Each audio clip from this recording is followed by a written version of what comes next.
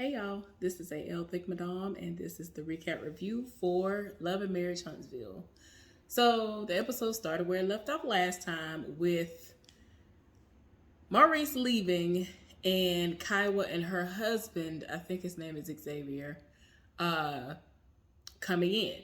Apparently, their flight was late and they literally just got there. So, it was what it was.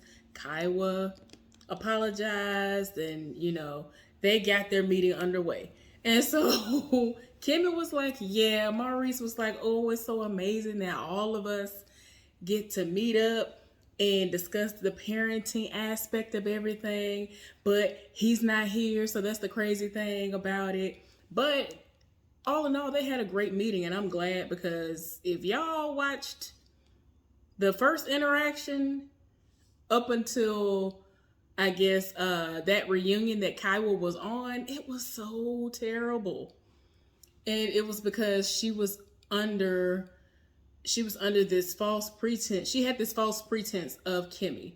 And or at least that's what Kimmy says. Kimmy says that she was not dating a married man who was Maurice at the time. She was under the impression that she was with her husband before the divorce was finalized. And she was like, nah, I ain't that type of woman. That's not what happened. But anyway, they sat down and they discussed the vaping situation and how she was blindsided. And they, of course, have already dealt with that and all of that. But, the meeting went well. Y'all, so Letitia and Destiny met up because, oh girl, Letitia, she wants another gift for graduation. She says that she appreciates the gift that her husband gave her, which was a watch, but she wants a hot girl summer type of vehicle. And she and Destiny later on went for a spin in a vehicle. And I think Destiny was looking for something too, but yeah. So Letitia didn't know that she was divorced. And so she was like, yeah, when I said hot girl summer, I was being serious. So yeah, she ended up catching her up on what happened when she had her birthday brunch. And she was trying to figure out who this Tiffany Heffer was. And so she was just like, okay, it sounds like she is stirring the pot and ain't nobody got time. So her phone starts ringing and she was like, oh, look who's here with me. And so she was like, oh, hey, Destiny. Well, I just wanted to invite you ladies to this situation that I'm having. And I want to know if y'all free. And it's basically going to be a Taco Tuesday type situation. She's inviting a select few ladies over to her home where they're just going to play games and talk. And so Destiny is coincidentally going to be having her mommy day away from the child, her baby. And this is going to align well for her. So she'll be able to get out of the house. But she does want to take a moment and talk to Melody at some point, one-on-one, because she kind of feels as if she brought this woman to her brunch. She felt as if this woman was out of pocket and basically had no remorse for the lack of a better word, for bringing up that information because it was embarrassing to her, even though Tiffany does not see the wrong in what she did. And I'm just like, woo, child. Like, every time you looked up, she kept spewing stuff. It was just like, why are you speaking on all this stuff? I don't understand. Like, if I was somebody who came from out of nowhere, don't nobody know me like that, and I was invited somewhere, I wouldn't be bringing up their business. Like, that doesn't even make no sense. It's very few instances where I feel like you would be able to do that. And I don't understand why she did it. So anyway, Letitia met up with Marceau. Marceau didn't know what they was meeting up for. So he was like, okay, so where are we supposed to be going? She was like, oh, right in here. She tricked this man into going to see Dr. Francis. And so he looking like, is this supposed to be a counseling/therapy session or whatever? Like, what is going on here? And so he was like, yeah, you didn't know? And he was just like, nah. And of course, had he known, he would not have shown up.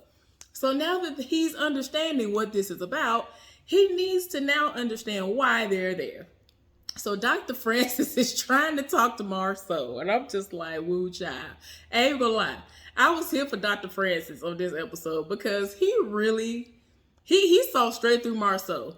To make a long story short, he was like, yeah. He's one of those people who will talk his way out of anything. And no matter what was being said to him, as plain as day, everything always revolved around, look, I'm out here making money. You want to spend money. Why you talking about you want to spend time with me? Like, what is we talking about? You said you wanted to go to school. You went to school and got you another master's degree. I supported you. All I'm asking you to do is keep up the house. But you want to sit up here and go out and spend all this money on stuff that you don't need to spend. So she was like, that's not the case. He was like, oh, when you spend more money, almost more money than what's coming in and all this other stuff. So she was like, you do understand that when money is being spent, it's not just being spent on me. It's me and 3 other children. When you spend money, it's only on you. That is a problem. That is a problem. Like, I don't understand. I do not understand that. That is crazy to me. But yeah, she was like, I feel like I'm really stressed. It's too much going on. Like, I understand that initially we agreed that I would be a stay-at-home mom, but you know what I'm saying? It was just too much going on. And I have all this stuff going on. We're trying to run these successful businesses. And even when I was a stay-at-home mom, and then I got my degrees, I had to leave school and then go and get the kids and take them to all of their different functions and all this other stuff.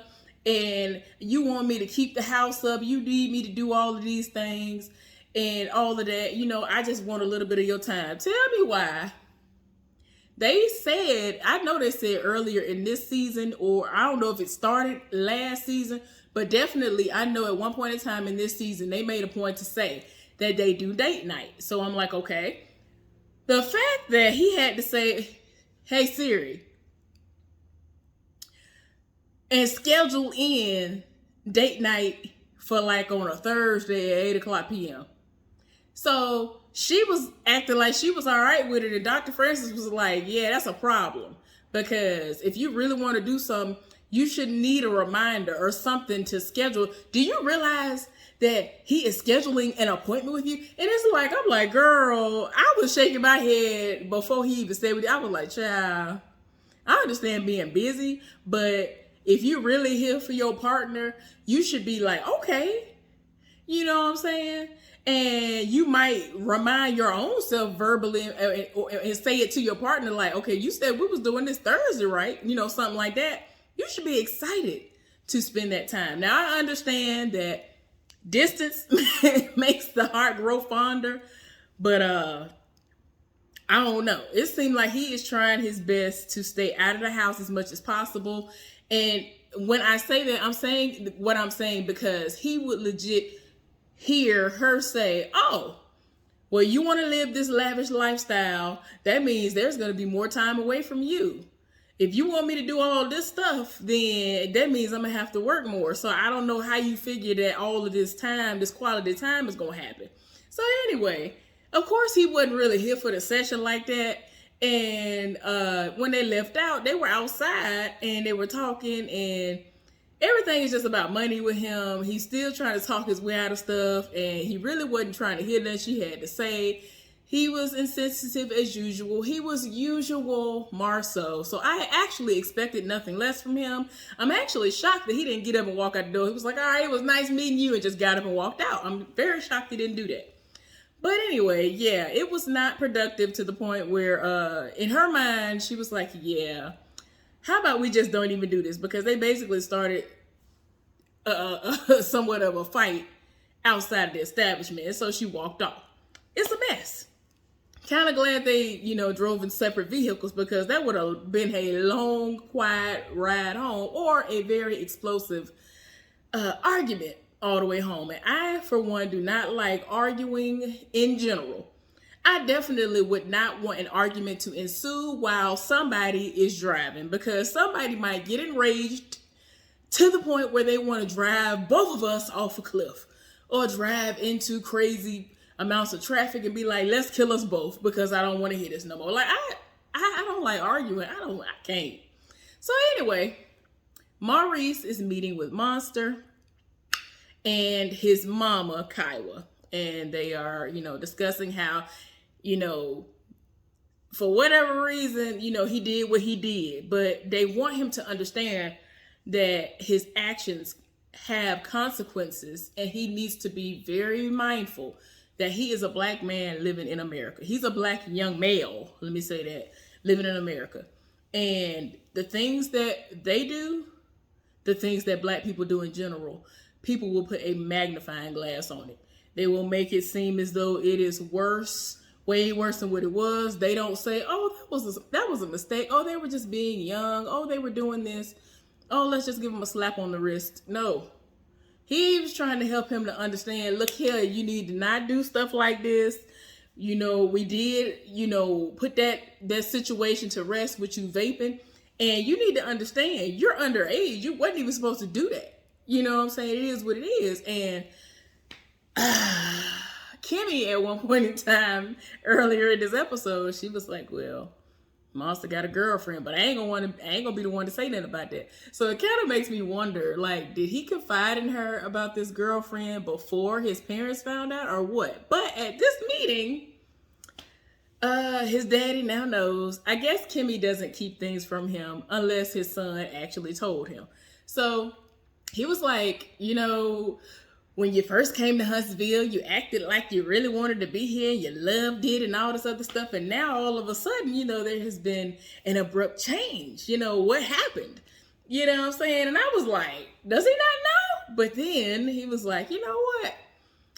And like he had like a little smirk come over his face. And it's because he has a little girlfriend that lives back in Michigan. And his mama is unaware of it, didn't know what was going on. He didn't even hardly want to say nothing. He trying to make it seem like, oh, people from school, from back home, I want to link up with. So his daddy was being petty and messy and all talking about, is it guy friends? Is it girlfriends? Is it a girl? Like, just stop. We all know it's a girl. So anyway, his mama wasn't here for it, but it is what it is. And so they were like, this is going to be a conversation that's going to be left open because we're going to have to discuss sex. This boy said he ain't going to have sex until he's 24 years old. I was like, boy, the urges are going to happen and you're going to want to up that time significantly. I'm going to just need the lies to stop. Like, I like the innocence of it all, but I don't feel like that's going to be realistic for him. Now, I'm not saying it's not possible. I do have a friend. I have a friend who is the male version of me.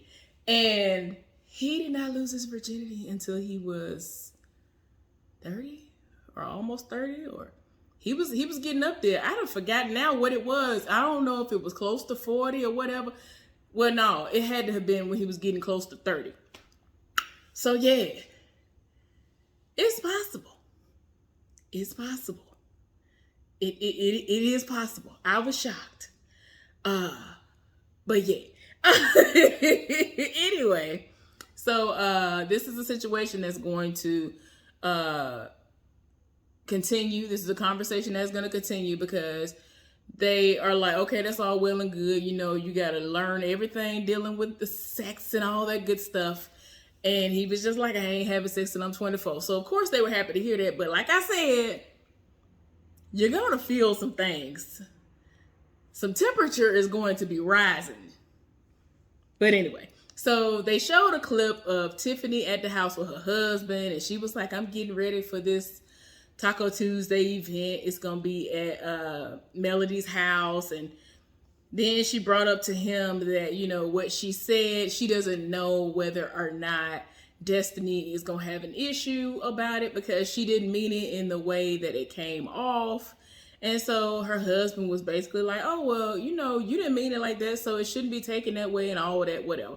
So anyway, now the Taco Tuesday event is happening and Melody asked Letitia to come over earlier so that she could help with setup. And, because their friendship is on the mend, this is going to be a time where they can talk. So she is trying to figure out who is this Tiffany heifer. And so she was like, it's my friend. Ain't no issues with her. Like, I don't have no problem with her. So she was like, I keep hearing that this heifer is stirring the pot. Like, who is this person? And so she was like, I'm not aware of any of that. And the way that you're speaking about this situation, because Destiny fed all this information to you, what is really going on? Because I feel like if there was an issue and if she felt some type of way, I would have heard about it by now. Like, I would have been the first person that she would have talked to. She wouldn't have been talking to you. So yeah, she don't understand how upset and, you know, in her feelings Destiny is in this moment for her to then go to somebody else and discuss it. Because yeah, she really feel like they are like the best of friends and super duper close, but she don't feel like she could trust her right now. I guess because she ain't check old girl. So anyway, she was like, yeah, we just gonna have a conversation. Like, matter of fact, she need to hurry up and get here. So speaking of devil, Tiffany ended up being the next person to show up. And then Letitia recognizes her because, like she already explained before, she's on the board of the Chamber of Commerce and all that other stuff. So she was like, oh my gosh, I know her. I know you. And so now she kind of like feeling a little bit conflicted, but at the same time, she was like, nah, I still need to know what's going on. I still don't know if I can trust her. What's going on here? So then Kimmy came in looking good. Kimmy be looking good. It's like she got married and was like, what y'all are going to do is y'all going to see all of this. Y'all going to see all these hips. Y'all going to see every single curve I have to offer.